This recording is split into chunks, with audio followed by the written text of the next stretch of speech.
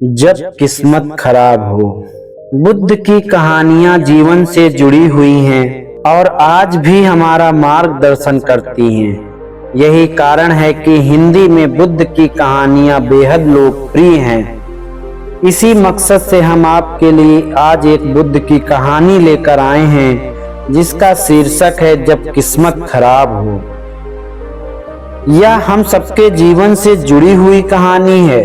हमें उम्मीद है कि भगवान बुद्ध की यह कहानी आप लोगों को बेहद पसंद आएगी। एक बार की बात है, महात्मा बुद्ध के शिष्य आनंद कहीं जा रहे थे।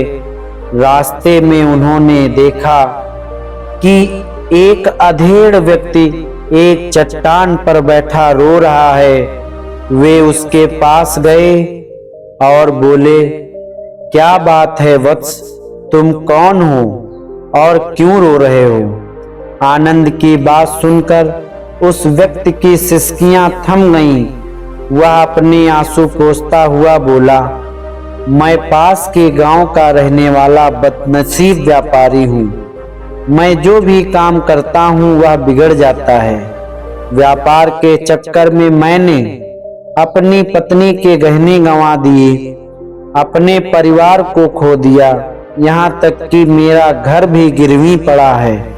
मुझे तो लगता है कि मैं किसी काम का नहीं हूँ, मेरी किस्मत ही खराब है। उसकी बात सुनकर आनंद बोले, तुमसे किसने कहा कि वत्स तुम्हारी किस्मत खराब है? जरा मैं भी तो जानूं कि तुम्हारी किस्मत में क्या खराबी है। वह व्यक्ति बोला, पहले मैंने खेती की, पर हर साल उसमें घाटा होता था। कभी सूखा पड़ जाता तो कभी ज्यादा बारिश के कारण फसल बर्बाद हो जाती। इससे परेशान होकर मैंने व्यापार करने का निश्चय किया। मैंने पत्नी के गहने बेचकर अपना व्यापार शुरू किया, लेकिन मेरा व्यापार नहीं चला। शुरू में परिवार वालों ने मेरा साथ दिया, लेकिन जैसे जैसे मुझे नुकसान होने लगा, मेरे परिवार वाले भी मुझसे दूर हो गए। मैं यह सब उनके लिए ही कर रहा था, लेकिन अब वे लोग मुझसे नजरें फेर लेते हैं और मुझे ही मेरे परिवार की दुर्दशा का जिम्मेदार बताते हैं। उस व्यक्ति ने एक लंबी सी सांस ली और फिर बोला, मेरा एक मित्र है, उसने भी मेरे साथ अपना व्यापार शुरू किया था। उसका व्यापार अच्छा चल रहा है। वह जब भी मेरे घर आता है तो अपनी सफलता की कहानियां सुनाता है। उसकी बातें सुनकर मेरे घर वाले भी कहते हैं कि उससे देखो, सीखो। हमें भी तो लगता है कि अब तुम्हारे बस का कुछ भी नहीं है। उन लोगों की बातें सुन सुनकर अब मुझे लगने लगा है कि शायद मेरे बस का वाकई में कुछ भी नहीं है। अब तो मुझे अपना जीवन ही व्यर्थ लगने लगा है। मैं यहाँ आया ही इसी इरादे से था, लेकिन मैं इसे समाप्त कर नहीं पा रहा हूँ। इसीलिए यहाँ एकांत में बैठा विलाप कर रहा था। आनंद बोले, ओ, तो ये बात है। वैसे क्या तुम इसके अलावा कुछ और भी कहना चाहते हो? उनकी बात सुनकर वह व्यक्ति बोला, एक ओर मेरा हर काम खराब हो जाता है, दूसरी ओर मेरा मित्र है जो हर समय मुझे नीचा दिखाने का प्रयत्न करता है। मुझे समझ में नहीं आ रहा है कि मैं क्या करूं। आनंद बोले, क्या तुम अपने मित्र की बातें सुनकर दुखी हो जाते हो? हाँ, मैं उनकी बातें सुनकर स्वयं दुखी हो जाता हूँ, उस व्यक्ति ने जवाब दिया। आनंद ने पूछा, तुम्हें किस बात का दुख होता है? अपने असफल होने का या फिर मित्र के सफल होने का? उनका सवाल सुनकर वह व्यक्ति एक पल के लिए सोच में पड़ गया। वह बोला, अगर सच कहूं तो मुझे अपने असफल होने का उतना दुख नहीं होता है जितना कि मित्र के सफल होने का होता है। अर्थात यदि तुम्हारा मित्र असफल हो जाए तो तुम्हें खुशी होगी? आनंद ने प्रश्न किया। वह व्यक्ति बोला, हाँ, मुझे बहुत खुशी होगी।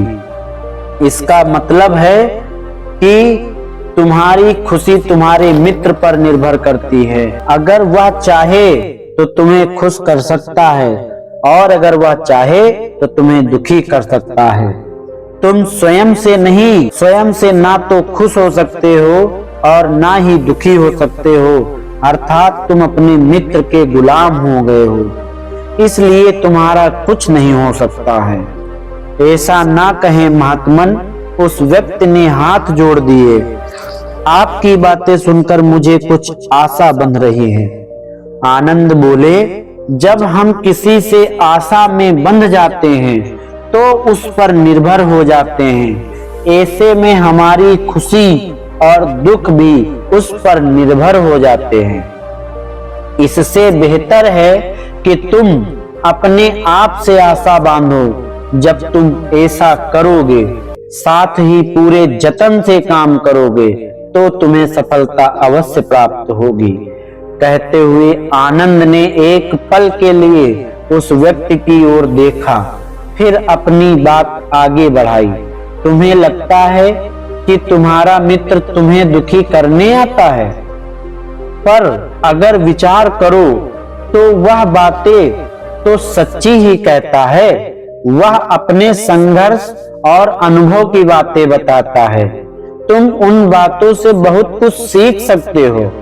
तुम्हें इसके लिए उसका धन्यवाद करना चाहिए कि तुम्हें घर बैठे कुछ अनुभव मिल रहे हैं। तुम उन अनुभवों का लाभ उठाओ, नई शुरुआत करो, कर्म करते जाओ, हार मत मानो। एक दिन तुम्हें सफलता अवश्य मिलेगी। आज तुम जिसे अपना बुरा वक्त या बुरी किस्मत कह रहे हो, एक दिन यह बदल जाएगी।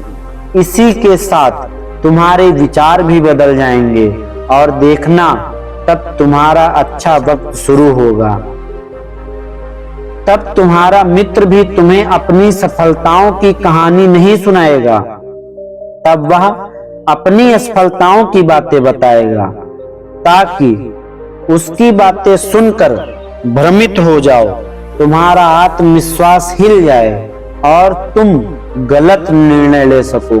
लेकिन उस समय भी तुम्हें अपनी बुद्धि का प्रयोग करना होगा। तुम्हारा मित्र जैसे आज तुम्हें दुखी करने आता है, उसी तरह उस समय भी वह तुम्हें दुखी करने आएगा, क्योंकि जिस तरह उसी दुखी देखकर तुम्हें मजा आता है, उसी तरह उसे भी तुम्हें दुखी देखने में उतना ही मजा आता है। वह व्यक्ति बोला, आपने सही कहा, लेकिन मेरा सबसे बड़ा दुख यह है कि मेरे परिवार के लोग भी इसमें शामिल हैं। वास्तव में मैं तो अपने परिवार के लिए अच्छा करना चाहता था, लेकिन वे लोग मेरी बात नहीं समझते हैं।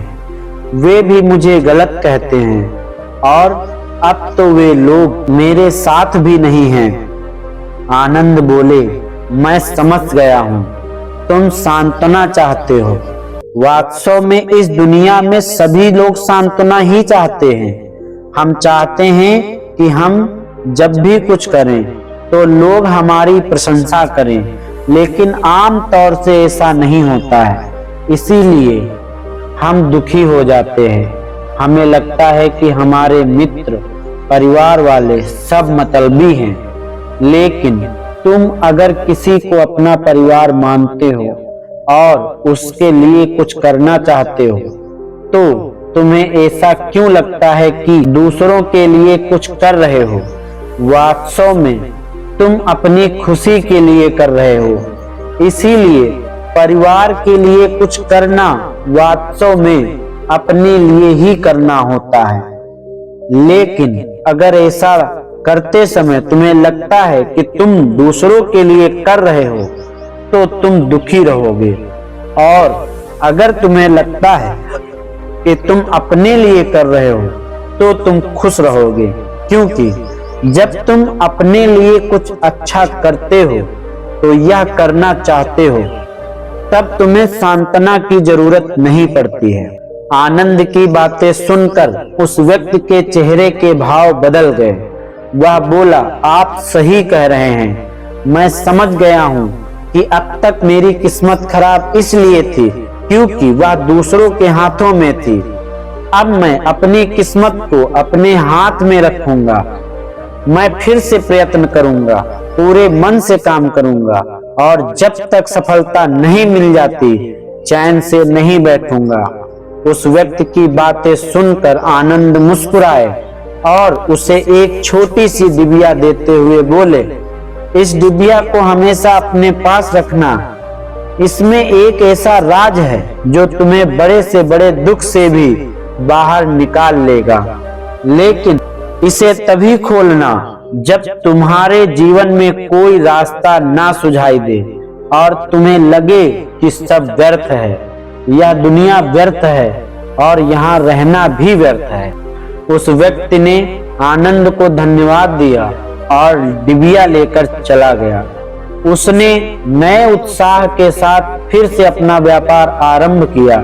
उसका व्यापार चल निकला। अपनी मेहनत और लगन के बल पर वह एक बड़ा व्यापारी बन गया। परिवार वाले भी उसके साथ आ गए और उसका जीवन हंसी खुशी बीतने लगा। अब वह भूतकाल का रोना छोड़ चुका था। वह भविष्य काल की भी चिंता नहीं करता था, बस अपने वर्तमान को संवारने में लगा रहता था और जो कुछ भी वह करता था वह अपने लिए करता था, अपनों के लिए करता था। इसीलिए वह प्रसन्न था। उसके जीवन में अब कोई दुख नहीं था। लेकिन वक्त हमेशा एक जैसा नहीं रहता, वह बदलता रहता है। उसके जीवन में फिर बदलाव आया। एक दिन उसके राज्य पर पड़ोसी राजा ने चढ़ाई कर दी। उसने इस राज्य पर अपना कब्जा कर लिया। उसके सैनिकों ने चारों ओर लूट मार मचा दी। उन्होंने व्यापारी का सारा धन लूट लिया।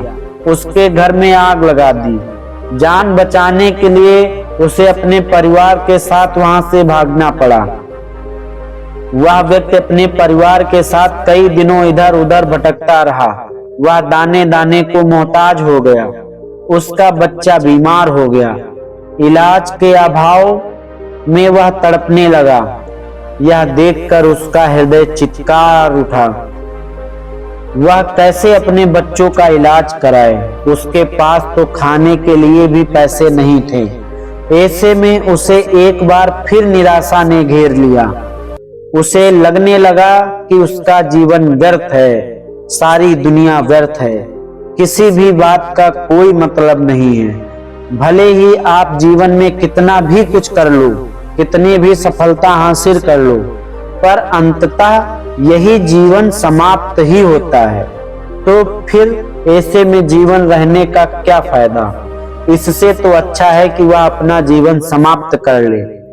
लेकिन तभी उसके दिमाग में आनंद की दी हुई डिबिया कौंध उठी। उसने उत्सुकता के साथ उसे खोला। डिबिया के भीतर एक पर्ची रखी हुई थी। पर्ची पर कुछ लिखा हुआ था। उसे पढ़कर उसकी आंखों के आगे छाया निराशा का अंधेरा छट गया और वह मुस्कुरा पड़ा। पर्ची पर लिखा हुआ था, यह समय भी बीत जाएगा। उसने डिबिया को अपनी मुट्ठी में भींच लिया और एक नई शुरुआत के लिए उठ खड़ा हुआ। दोस्तों, अगर आप भी ऐसी ही स्थिति से गुजर रहे हैं तो निराश ना हो। अपने अतीत पर शोक मत करें, ना ही भविष्य की चिंता करें। अपने वर्तमान को जिए और उसे बेहतर बनाने की सच्ची कोशिश करें। सच्चे मन से प्रयत्न करें। यकीन माने, जल्दी ही आपकी किस्मत बदल जाएगी। और आपको अगर हमारी कहानी पसंद आई हो तो हमारे चैनल को सब्सक्राइब करना ना भूलें। धन्यवाद।